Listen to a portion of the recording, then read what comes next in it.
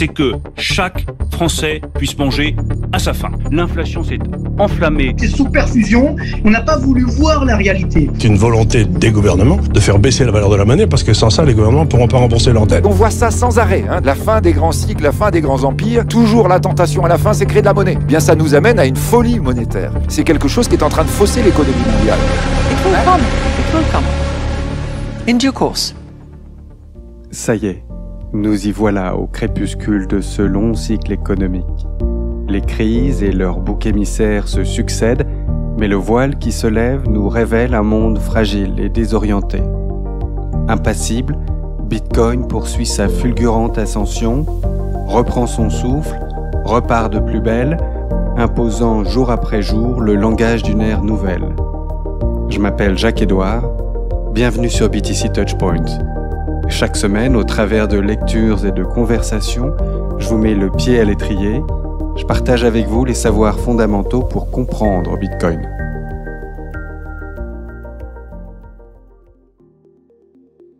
Salut, 5e article de Gradually Then Suddenly, et nous voilà aujourd'hui en prise avec ce méga FUD attaquant Bitcoin sur sa lenteur et sur son incapacité à passer à l'échelle, à se servir de moyen de paiement pour le monde entier. Alors à nouveau, cet article que je m'apprête à te lire est vraiment super enrichissant, donc reste bien attentif. Merci encore à Alexandre Castle9, Cypherpunk et Bitcoiner Maximalist pour la traduction française. C'est parti. Graduellement d'abord, puis soudainement, article 5, Bitcoin n'est pas trop lent. Parker Lewis, 23 août 2019, traduction Alexandre Castle9. Dans Zero to One, Peter Thiel décrit l'impact des nouvelles technologies sur la construction d'un avenir à somme non nulle. Alors que le livre se concentre sur les individus et les entreprises, Bitcoin en tant que système monétaire est l'avancée technologique permettant de passer de 0 à 1. Il prend des exemples historiques en rappelant entre autres l'avènement de la machine à vapeur, ainsi que l'utilisation de processeurs informatiques au détriment des machines à écrire. Il explique que l'innovation a largement stagné depuis le début des années 1970, tout en notant que le progrès technologique est, depuis lors, davantage comparable à une avancée de 1 à n que de 0 à 1. Bitcoin résout ce problème. L'innovation de Bitcoin n'est pas seulement un pas de 0 à 1, elle est fondamentalement distincte de la classe d'innovation qui est au centre du livre de Thiel. Bitcoin est un protocole monétaire construit sur la rareté numérique, dont l'impact sera bien plus notable que celui des moteurs à vapeur et des processeurs informatiques. Bitcoin résout cela. Un nouveau mème a vu le jour sur Internet. Quel que soit le problème, Bitcoin résout ce problème. Bitcoin fixes this. Dette à rendement négatif, Bitcoin résout cela. Inégalité de richesse, Bitcoin résout cela. Guerre mondiale sans fin, Bitcoin résout cela. Crise financière, Bitcoin résout cela. Culture de la colère, Bitcoin résout cela. Nous ne savons pas encore exactement comment, mais c'est l'effet d'équilibrage qu'un système monétaire sain et stable aura sur tous les aspects de la société. L'argent est la fonction de coordination de la société. Il permet à des centaines de millions de personnes de coopérer, alors qu'ils n'auraient autrement aucune base pour le faire. Bitcoin est l'outil qui permettra une coordination plus apaisée, car il est à la fois non manipulable et dénué d'aléas moraux. Sa mondialisation est comparable au problème de l'avancée de 1 à n, pas au sens explicite décrit par Thiel, mais les solutions pour le faire évoluer seront naturellement incrémentielles. L'avantage collectif à somme non nulle qui en découle ne guérit peut-être pas tous les maux du monde, mais l'invention d'un réseau monétaire à itération est fondamentalement différente de n'importe quel produit unique, car l'argent est le bien économique qui coordonne toutes les autres activités économiques. Citation. Le problème est précisément de savoir comment étendre la durée de notre utilisation des ressources au-delà de la portée du contrôle d'un seul esprit. Et donc, comment se passer du besoin d'un contrôle conscient et comment fournir des incitations qui encouragent les individus à faire les choses souhaitables sans que personne n'ait à leur dire quoi faire. Friedrich Hayek, l'usage du savoir dans la société. Hayek écrit au sujet de l'invention, de l'argent et du mécanisme des prix comme outil permettant à la société de se passer du besoin de contrôle conscient. Bitcoin est le successeur prédisposé de ce mécanisme. Et son avancée de 0 à 1 ne réside pas dans les paiements ou la vitesse des transactions, mais dans la rareté numérique. Bien que la propriété de rareté du Bitcoin nécessite encore des tests de résistance, il s'agit de ce qui rend le Bitcoin profondément unique. Jamais auparavant, il n'y a eu, sans parler d'actifs numériques, d'actifs infiniment rares. La finalité de son innovation est la forme d'argent la plus solide qui ait jamais existé. C'est là l'avancée de 0 à 1, et cette avancée ne se répétera certainement pas. On a ensuite un petit graphe en fait, qui présente sur 2 dimensions le type d'avancée que représente le Bitcoin dans l'histoire de l'humanité, avec sur l'axe des ordonnées ce saut technologique de 0 à 1 que constitue l'apparition, la découverte de la rareté numérique, et puis sur l'axe des abscisses, la globalisation, la mondialisation, où là on est sur des progrès de A à N, et ça correspond à tout ce qui va être construit à partir de Bitcoin. Tous les autres défis que le Bitcoin devrait rencontrer sont minimes comparés à celui de la rareté. Les paiements numériques, l'idée que l'ingéniosité humaine puisse créer une rareté numérique mais que nous ne puissions pas y appliquer une technologie de paiement est invraisemblable. La technologie des paiements n'est qu'une des nombreuses avancées de 1 à N qui s'appuieront sur le Bitcoin afin que son adoption se mondialise. Si le problème des paiements est facilement résoluble, il ne s'agit pas aujourd'hui d'une impasse ou d'une priorité. La principale utilisation du Bitcoin suit actuellement une logique d'épargne et non de paiement. Au fil du temps, à mesure que l'adoption augmente et que davantage d'infrastructures se construisent, l'utilisation du Bitcoin tend vers une monnaie plus transactionnelle. Mais ce processus s'exécutera progressivement, pas soudainement. Et au fil de ce changement, les utilisateurs de Bitcoin continueront de tirer parti des systèmes monétaires et des moyens de paiement hérités. Pas un moyen de paiement. La blockchain Bitcoin ne sera jamais une couche pour les paiements de masse, mais il y a un grand débat à ce sujet. Beaucoup pensent que pour que le Bitcoin soit réussi, il doit être un guichet unique combinant les rôles d'émetteur de devises, de couches de règlement et de moyens de paiement. Bien que le Bitcoin remplisse à merveille les 2 premières fonctions, émetteur de devises et couche de règlement, ce n'est catégoriquement pas un moyen de paiement. À la fois pour des raisons de vitesse et d'échelle, le Bitcoin échoue au test du paiement. La bonne nouvelle, nous n'avons pas besoin que le réseau Bitcoin soit un moyen de paiement. Une grande partie de la confusion, dans ce débat philosophique plutôt que technique, provient de la salve d'ouverture du livre blanc, White Paper, sur le Bitcoin, un système de paiement électronique peer-to-peer. Certains interprètent le peer-to-peer comme une nécessité que Bitcoin soit capable de gérer chaque dernière transaction n'importe où dans le monde entre 2 pairs. D'autres pensent que si les transactions Bitcoin ne peuvent pas se produire à l'échelle ou à la vitesse de Visa ou Mastercard, elles sont structurellement défectueuses. Pour la plupart des sceptiques, si le Bitcoin ne peut répondre à ces 2 normes, il ne tient pas sa promesse. Fort heureusement, ce n'est pas le cas. Plus précisément, les blocs Bitcoin sont résolus toutes les 10 minutes en moyenne. Cependant, les blocs de Bitcoin ne sont pas résolus précisément toutes les 10 minutes selon un horaire fixe.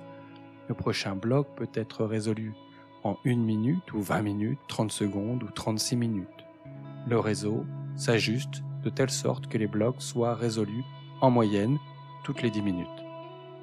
Comment un commerçant ou un processeur de transactions pourrait-il vivre dans un monde aussi lent ou imprévisible? Séparément, les blocs Bitcoin ont un espace limité pour inclure les transactions. Bien qu'il n'y ait pas de capacité de transaction fixe en Bitcoin par nombre, chaque transaction en Bitcoin consomme une quantité limitée d'espace de blocs. En fonction de la capacité limitée, les blocs comprennent environ 2700 transactions en moyenne. Avec des intervalles de blocs moyens de 10 minutes, 6 blocs par heure, 24 heures par jour, 365 jours par an, cela équivaut à une capacité de réseau d'environ 145 millions de transactions par an, ce qui équivaut à environ 4,6 transactions par seconde. Visa, quant à lui, traite 124 milliards de transactions par an à un rythme d'environ 4000 transactions par seconde. On a ensuite une capture d'écran faite à partir du site blockstream.info qui liste 7 blocs dont on a les caractéristiques, la hauteur, l'horodatage, le nombre de transactions, la taille et le poids. Comment Bitcoin peut-il être le moteur purement peer-to-peer qui alimente le système financier mondial s'il fonctionne à près d'1 millième de l'échelle et de la vitesse de Visa à lui seul? La réalité a toujours été que si le Bitcoin avait une valeur non nulle, le résultat serait un système si précieux qu'aucune couche de base ne serait en mesure de gérer toutes les transactions sans sacrifier la décentralisation ou la résistance à la censure. Or, sans ces propriétés, le Bitcoin ne serait pas une avancée de 0 à 1 et sa fonction de valeur s'effondrerait. En fin de compte, la couche de protocole Bitcoin fournit la fonction d'émission de devises et de règlement final, mais elle n'est pas capable de stocker chaque petit achat, y compris votre Starbucks, pour le reste du temps et pour tout le monde. Si c'était le cas, toutes les transactions de toutes les personnes, quelle que soit leur taille, devraient être validées et stockées par toutes les autres personnes sur Terre. Sans mécanisme pour aligner les intérêts des participants au réseau, une tragédie du problème des communs existerait et le résultat final serait un système monétaire moins sûr, soumis à la centralisation. Au lieu de cela, nous acceptons un mécanisme pour limiter le débit des transactions au niveau de la couche de base, en déplaçant les aspects de l'architecture transactionnelle peer-to-peer de Bitcoin vers des couches séparées qui s'intègrent au Bitcoin. Ces compromis ont été faits afin de sécuriser les bases du système monétaire du Bitcoin, décentralisation comme condition requise pour la résistance à la censure, sans laquelle on ne peut garantir une offre fixe.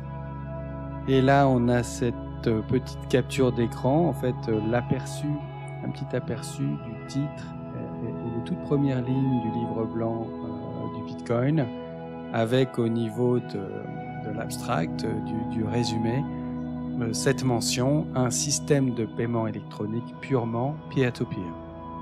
Beaucoup citent cet extrait du livre blanc de Bitcoin publié par son fondateur pseudonyme comme preuve que le Bitcoin a toujours été destiné à effectuer chaque paiement par chaque paire de réseaux possible.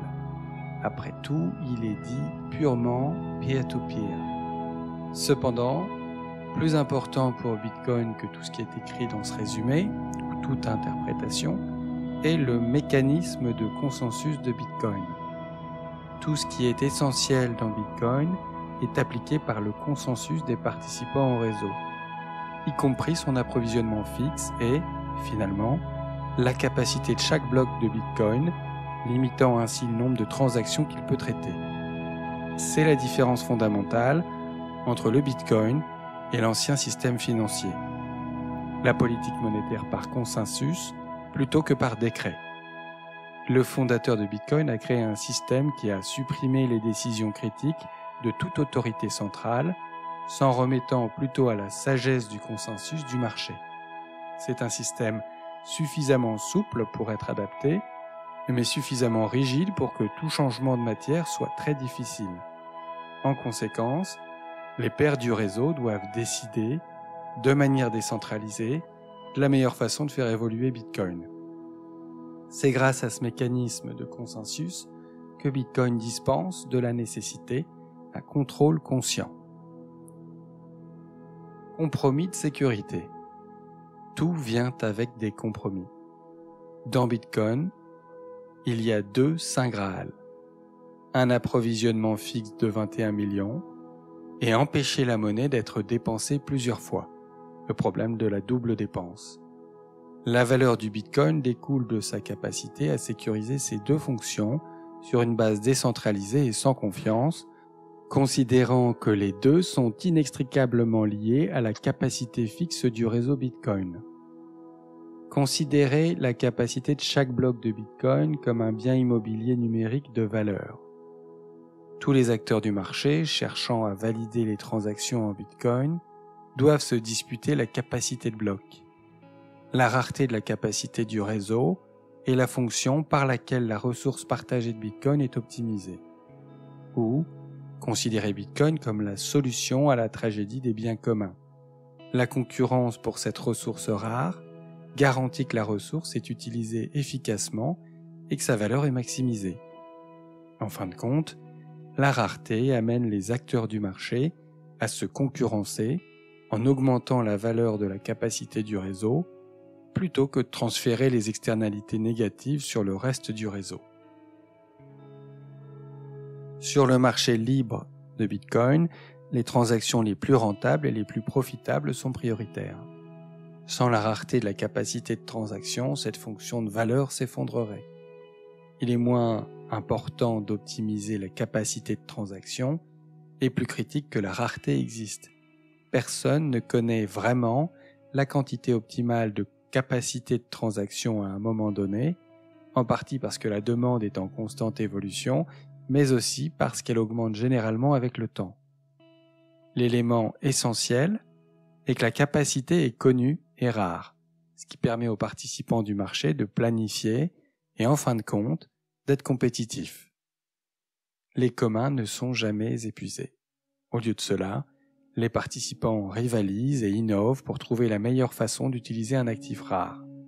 La rareté garantit que les biens communs ne sont pas abusés et crée un taux de croissance prévisible de la taille globale de la blockchain de Bitcoin qui protège et favorise en fin de compte la décentralisation. Et là, on a un petit graphe assez simple qui présente l'évolution, l'accroissement de la taille de la blockchain Bitcoin en gigabytes qui passe de 125 gigabytes en août 2017 à pratiquement le double, autour de 235 sans doute en août 2019. Comme indiqué dans un article précédent, les mineurs sécurisent le réseau Bitcoin en consacrant des ressources énergétiques réelles à l'exécution de fonctions de hachage cryptographique et à la découverte, résolution, de blocs Bitcoin. En découvrant des blocs, les mineurs valident l'historique et archivent les transactions en cours qui sont ensuite vérifiées et validées par le reste du réseau. En retour, les mineurs sont payés en Bitcoin. Consacrez des ressources pour sécuriser le réseau et soyez payés dans la devise native du réseau, Bitcoin. La compensation réelle versée aux mineurs se présente sous 2 formes. Les Bitcoins nouvellement émis et les frais de transaction. Afin de consacrer des ressources à la sécurisation du réseau présentement, les mineurs doivent être sûrs que la compensation globale conserve sa valeur dans le futur. Tous les 4 ans environ, l'émission de Bitcoin et la quantité de Bitcoin récompensant les mineurs sont réduites de moitié. C'est le Bitcoin halving. Aujourd'hui, à chaque bloc, 12,5 nouveaux Bitcoins sont émis. Dans environ 8 mois, lorsque le prochain événement de réduction de moitié se produira, ce montant sera réduit à 6,25 nouveaux bitcoins par bloc. Environ 4 ans plus tard, 3,125 nouveaux bitcoins par bloc seront émis. Ce processus se poursuivra jusqu'à ce que nous atteignions la plus petite unité de bitcoin, 1 sur 100 millions, et qu'enfin aucun bitcoin ne soit émis. Il s'agit de la fonction d'émission régissant l'offre fixe de Bitcoin, 21 millions. En tant que fonction dérivée, elle déplace également la compensation pour sécuriser le réseau. Aujourd'hui basée principalement sur des nouveaux Bitcoins, la compensation reposera entièrement sur les frais de transaction. Une petite note de la part du traducteur. Cet article a été écrit en 2019. Le dernier halving était en mai 2020 et le prochain aura lieu entre mars et juin 2024. L'émission actuelle est de 6,25 bitcoins par bloc. On a ensuite un chouette graphe qui présente l'inflation monétaire du bitcoin sur la période 2009-2062 et qui superpose deux courbes, une courbe en orange descendante, tel un escalier descendant qui présente en fait la baisse du taux d'inflation monétaire du bitcoin avec pour chaque palier eh bien, le montant de la récompense en bitcoin associé à chaque bloc. Et puis en bleu, on a la quantité, la masse monétaire en bitcoin, le nombre de bitcoins existants sur le réseau, qui démarre à 0 en 2009 et qui tend vers 21 millions. Et la mesure du temps sur l'axe des abscisses est exprimée en blocs, en hauteur de bloc. Mais quel est le rapport avec Visa et la capacité de transaction? Sans la rareté de la capacité de chaque bloc de Bitcoin, il n'y aurait pas de mécanisme en faveur de la création d'un marché de frais de transaction. La rareté de l'espace dans un bloc crée une concurrence entre les acteurs du marché pour conclure des transactions, ce qui les amène à augmenter la valeur de l'immobilier et à l'utiliser efficacement. Sans marché payant, le seul mécanisme permettant de payer les mineurs pour sécuriser le réseau serait de modifier la politique monétaire fixe du Bitcoin et d'augmenter l'offre. Mais rappelez-vous que la rareté de l'offre fixe de Bitcoin, 21 millions, est à la base de sa propriété de réserve de valeur. En créant une rareté de la capacité du réseau, il s'agit d'assurer l'intégrité de l'approvisionnement fixe du Bitcoin et faire fonctionner l'ensemble du cycle de valeur. Dans cette réalité, la rareté est une propriété bien plus importante que la vitesse ou la capacité ultime du débit des transactions.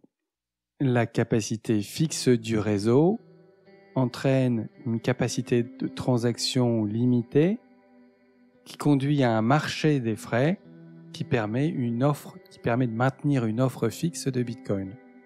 Et parce que le vrai problème que Bitcoin a l'intention de résoudre est celui de l'argent et de l'assouplissement quantitatif mondial, pas celui des paiements. Ceux qui utilisent Bitcoin comme réserve de valeur préféreraient de loin sécuriser la masse monétaire de Bitcoin plutôt que de sacrifier son intégrité et sa crédibilité à long terme en faveur du débit des transactions.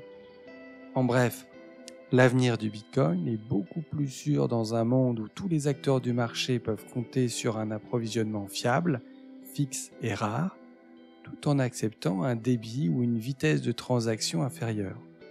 Quel est l'intérêt d'avoir un débit de transaction élevé et des vitesses plus rapides si la valeur fondamentale de la devise sous-jacente est menacée? Le système financier existant a déjà fait le compromis inverse. Un débit de transaction élevé et des transactions rapides grâce à la centralisation, mais avec une architecture sensible à l'avilissement monétaire systémique. Bitcoin représente une sérieuse alternative, et nous sommes loin de refaire la même erreur. Bitcoin différent de Visa. Finalement, Bitcoin ne fait pas concurrence à Visa pour la suprématie des paiements à l'échelle mondiale. Bitcoin est plutôt en concurrence avec le dollar, l'euro, le yen et l'or comme monnaie, et toute comparaison avec Visa, son volume de transaction ou sa vitesse de transaction est fondamentalement erronée. Bitcoin remplit le rôle d'émetteur de devises et de règlement final. Par conséquent, comparer Bitcoin et la Réserve fédérale, la Fed, en tant qu'émetteur de devises et en tant que mécanisme de compensation serait plus juste. Personne ne fait l'erreur de confondre les fonctions de Visa avec celles de la Fed de New York. Et pourtant, la comparaison entre Visa et Bitcoin persiste. Bien que cela nécessite du temps et de l'argent, le réseau de paiement de Visa pourrait se superposer au réseau Bitcoin pour effectuer les paiements, de la même manière qu'il se trouve au-dessus du système bancaire existant. Plutôt que de compenser la devise via une banque centrale, le règlement final des transactions serait compensé via le réseau Bitcoin. Dans l'architecture existante, la couche de paiement, Visa, et la couche de règlement, le réseau bancaire, banque centrale, sont séparées et distinctes. Le principal problème que Bitcoin entend résoudre a peu à voir avec le premier, mais plutôt avec le mécanisme par lequel la monnaie est émise et compensée. Pensez à la Fed et à l'assouplissement quantitatif. Visa aide à déplacer des dollars, mais Visa n'est pas le dollar. C'est une entreprise technologique qui fournit un service comptant 17 000 employés.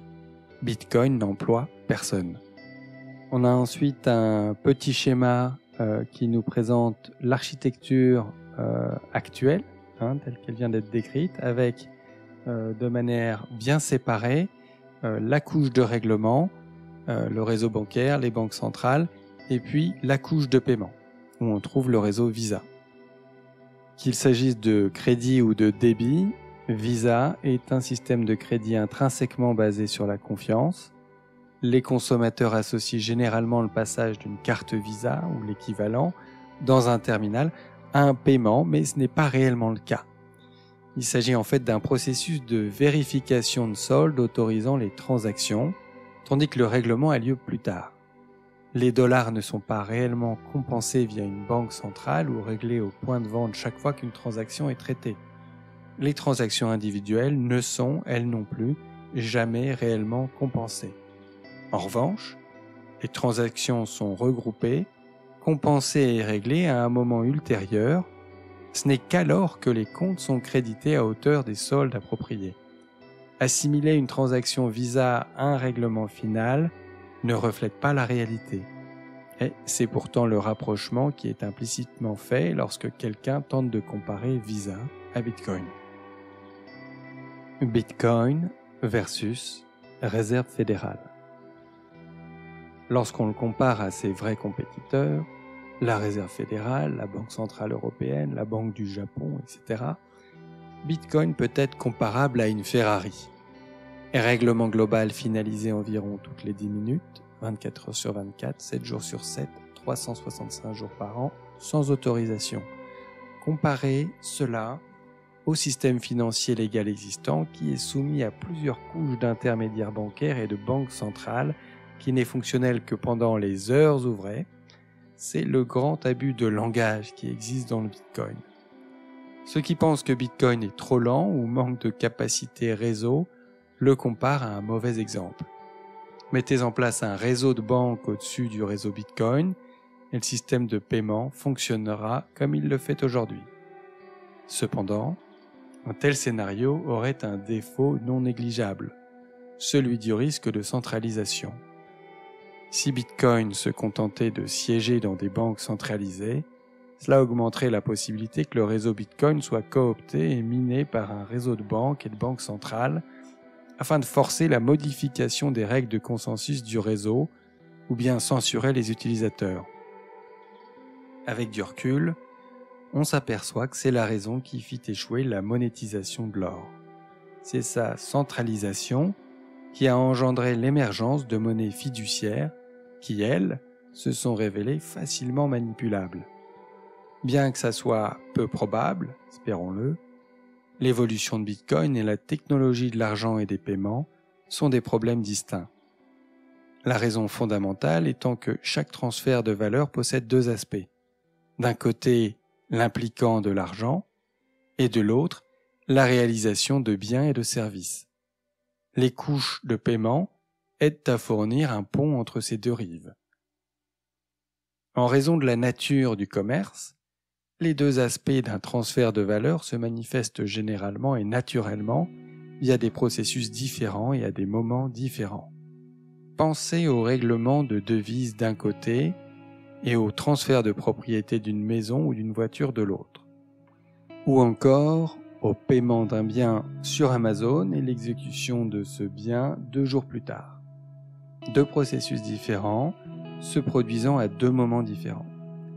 Il est important de reconnaître que Bitcoin, qu'il s'agisse d'identité, que la deuxième étape d'un transfert de valeur, n'a aucune connaissance du monde extérieur. tout ce que Bitcoin sait faire, c'est émettre et valider une devise si un Bitcoin est un Bitcoin. C'est la fonction réelle et la limitation de tout système de devises de base. Les couches de paiement fournissent un pont entre le règlement des devises, la Fed ou Bitcoin, et l'exécution des biens et services. L'or a résolu les paiements de masse via la centralisation bancaire, le dollar, la Fed et les grands processeurs de paiement tels que Visa. Bitcoin résout probablement les paiements via un mécanisme technologiquement supérieur, mais nous avons le temps de résoudre ce qui est un problème séparé et distinct de la monnaie. La mise à l'échelle de Bitcoin est de 1 à n. Si nous résolvons d'abord le problème de la monnaie par le biais de la rareté numérique, 0 à 1, les avancées technologiques pour faire évoluer les transactions et finalement résoudre les paiements sont de 1 à n. Il est impensable que l'ingéniosité humaine puisse résoudre un problème majeur mais échoue ensuite à résoudre ses dérivés incrémentiels. Ce n'est pas seulement une question d'espérance et de foi, il s'agit plutôt d'une question de raison et de logique, compte tenu à la fois des avancées dans les solutions de mise à l'échelle qui sont déjà en cours et les défis relatifs aux problèmes que Bitcoin a déjà résolus. L'innovation sans autorisation et les incitations économiques inhérentes au Bitcoin coordonneront et accéléreront la résolution des défis futurs. Les acteurs du marché sont incités à augmenter la valeur du réseau et à innover afin de faire évoluer le réseau. Mais les solutions devront fonctionner dans le cadre du consensus du réseau ou recueillir un consensus suffisant pour changer les règles. En raison de la nature des incitations économiques du Bitcoin, il est beaucoup plus probable que les solutions de mise à l'échelle fonctionnent dans le cadre des règles de consensus existantes. Un exemple de progrès pour faire évoluer le Bitcoin dans le consensus du réseau est le réseau Lightning. Le réseau Lightning s'appuie sur le Bitcoin en tant que couche de confiance minimisée pour faire évoluer la capacité de transaction, fondamentalement distincte de l'exécution des paiements. Cependant, en cas de succès, Lightning sera utilisé pour créer des canaux de paiement en Bitcoin permettant un débit de transaction bien supérieur à un coût bien inférieur dont l'échelle et la vitesse rivaliseront avec Visa. Bien que ce ne soit peut-être pas la solution ultime, c'est un exemple d'innovation engendrée par Bitcoin. Lightning n'est qu'une des nombreuses solutions en cours de développement et la concurrence nous poussera vers les meilleures solutions de mise à l'échelle en considérant qu'elles peuvent aussi se combiner. L'approche de la mise à l'échelle du Bitcoin est un processus lent et conservateur. Bitcoin est trop important pour suivre le mantra de la Silicon Valley, consistant à aller vite et à enfoncer des murs. Au lieu de cela, il se déplace lentement et ne casse rien. Si un système financier mondial doit être construit sur un système monétaire décentralisé, ses fondations doivent être à tout prix protégées. Assurer d'abord la sécurité de la couche monétaire de base, Bitcoin, puis permettre aux participants du réseau de contribuer à son innovation sans autorisation. N'oubliez pas que Bitcoin n'a que 10 ans. Nous sommes au tout début de l'événement de monétisation du Bitcoin et son infrastructure est toujours en cours de construction afin de permettre la diffusion de cette nouvelle technologie. Il est quelque peu ridicule d'observer le problème que Bitcoin a déjà résolu, puis de basculer immédiatement vers « mais pourquoi pas des paiements de masse aujourd'hui ?» Surtout si l'on considère que Bitcoin, dans sa fonction de compensation, est déjà plus rapide et plus fiable que des mécanismes comparables pour le règlement final des dollars, des euros, des yens ou de l'or. Lorsque l'on comprend que le cas d'utilisation fondamentale du Bitcoin suit aujourd'hui une logique d'épargne à long terme, et non celle d'effectuer des paiements, il est évident que le problème est non seulement mal diagnostiqué, mais que les solutions souhaitées peuvent aussi attendre. Nous aurons besoin, à l'avenir, de la capacité d'effectuer des paiements, mais nous avons le temps avant d'y parvenir. Attendons que le fruit soit à maturité pour le cueillir. Voilà. Ouais, superbe article, encore une fois, avec une réfutation absolument imparable de ce FUD qui condamne Bitcoin pour sa lenteur et son incapacité à s'étendre, à passer à l'échelle. C'est un FUD qu'on entend encore de temps en temps et qui néglige considérablement l'importance radicale du changement d'état de la monnaie que Bitcoin représente. Et Parker Lewis là parle de ce passage de 0 à 1 sur la technologie qui est la plus fondamentale dans l'économie. Par ailleurs, ce FUD y mésestime aussi profondément toute l'ingéniosité d'une communauté de développeurs dédiée à la mise en œuvre de couches supplémentaires, parmi lesquelles des couches dédiées au paiement. Et c'est vrai que c'est assez fou de voir encore aujourd'hui, en 2022, le nombre de personnes qui s'adonnent aux cryptos et qui n'ont pas encore pris le temps de s'interroger sur ce que la découverte de la rareté numérique implique, et puis qui ignorent aussi ce qu'est la couche Lightning. Alors au début de son article, Parker Lewis fait référence à un texte qui s'intitule « De l'usage de l'information dans la société » de Friedrich Hayek, prix Nobel d'économie. Et on parle là d'une petite vingtaine de pages qui sont considérées comme un des apports majeurs à la science économique. Hayek décrit dans ce texte pourquoi le marché est techniquement supérieur à la planification pour ce qui est d'allouer des ressources rares de la façon la plus productive possible. Et la performance à ce niveau, elle dépend de la bonne coordination d'informations qui se trouvent souvent dispersées dans la société. On parle notamment de connaissances qui portent sur des circonstances très locales, très changeantes, que seuls possèdent les agents économiques individuels. Et donc, commander, organiser toute cette connaissance est littéralement hors de portée d'un système de planification centralisé. Dans ce contexte où l'accès à cette connaissance est forcément partiel et imparfait, le processus entrepreneurial et les mécanismes de prix prennent tout leur sens, avec la monnaie qui est cet outil qui permet à la société cette optimisation inconsciente de l'allocation des ressources.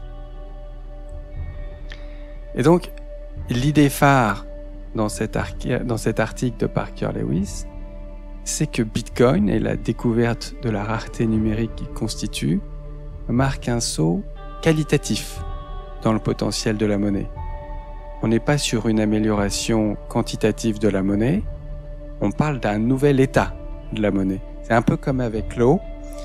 Une fois qu'on franchit le seuil de 0 degré Celsius, on passe de l'état solide à l'état liquide.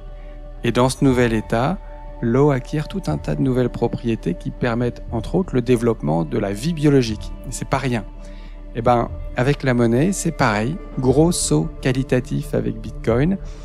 L'analogie de l'eau, elle est plus profonde encore parce qu'avec toutes ces nouvelles propriétés qu'acquiert la monnaie en passant à Bitcoin, sa rareté, son incorruptibilité, sa résistance à la censure, la monnaie va nourrir la vie. Bitcoin va irriguer toute la civilisation, fiabiliser comme jamais le système des prix et donc optimiser l'allocation des ressources, permettre aussi aux agents économiques d'épargner en vue d'investissements beaucoup plus durables. On s'achemine vers un mode de développement vraisemblablement beaucoup plus compatible avec les cycles du vivant.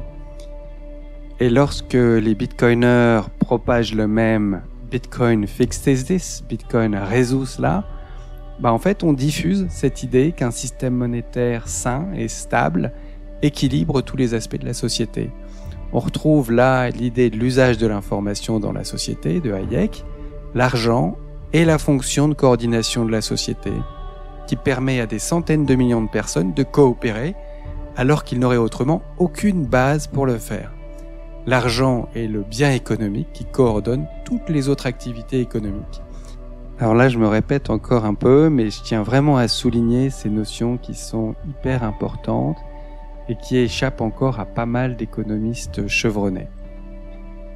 Bon, et donc alors on a ce saut qualitatif que Bitcoin constitue, ce passage de 0 à 1, la rareté numérique.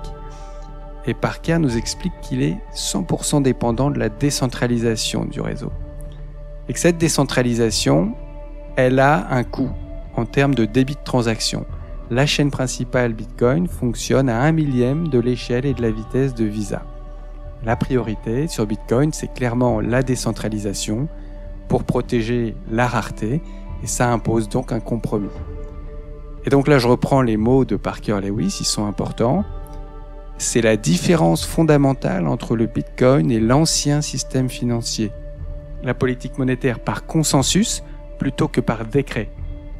Le fondateur de Bitcoin a créé un système qui a supprimé les décisions critiques de toute autorité centrale, s'en remettant plutôt à la sagesse du consensus du marché. Et donc on accepte un mécanisme pour limiter le débit des transactions au niveau de la couche de base, et on déplace l'architecture de paiement de pair à pair vers des couches séparées qui s'intègrent au Bitcoin. Parker soutient d'ailleurs que le problème des paiements est facilement résolu, que c'est pas la priorité, que Bitcoin suit actuellement une logique d'épargne. Le temps lui donne plutôt super raison quand on observe la maturation des secondes couches Lightning, Liquid, RGB, RSK et puis le développement de Fedimint qui rendent possible la mise en place de moyens de paiement quasi instantanés sur Bitcoin, mais aussi bien d'autres applications. Et là, on parle donc de toutes ces évolutions plus quantitatives de 1 à n qui vont être déployées à l'échelle mondiale qu'évoque Parker Lewis. Et puis, il y a ce déminage de la comparaison entre Bitcoin et Visa. Et on parle vraiment de deux choses qui sont pas comparables du tout. On a d'un côté Bitcoin qui émet sa propre devise et qui finalise des règlements, tandis que Visa n'est qu'une messagerie, un processus de vérification de solde avant transaction. Il n'y a pas de règlement sur Visa. Par contre, il y a 17 000 employés. Et donc la comparaison, c'est plus avec les banques centrales qu'il faut la faire. Et là, la supériorité de Bitcoin, elle est sans appel. Règlement global, finalisé environ toutes les 10 minutes, 24 heures sur 24, 7 jours sur 7, 365 jours par an, sans autorisation. Et ce qui est intéressant, c'est qu'on peut voir dans la valorisation du Bitcoin, valorisation qui est mesurable par l'ascension irrésistible de sa capitalisation et de son cours, on peut y voir l'expression d'une conviction croissante.